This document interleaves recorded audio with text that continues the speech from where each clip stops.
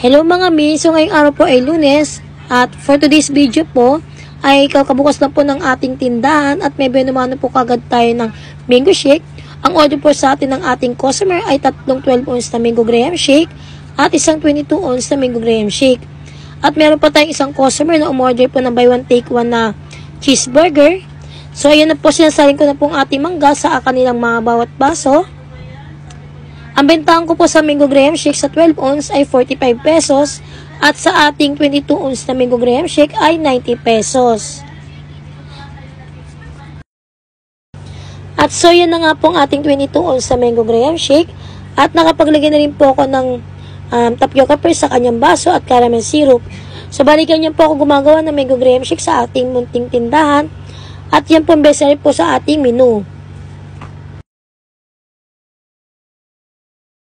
At may customer tayo na umorder ng isang choco kisses na medium. Ang medium po natin ay 16 ounce. Ang bentahan po natin sa choco kisses na medium ay 59 pesos. So bali nilalagyan ko po siya ng tapioca pearl at chocolate syrup sa kanilang side ng baso at chocolate syrup po sa ibabaw. Yun lamang po, maraming salamat po sa mga viewers natin. Thank you so much!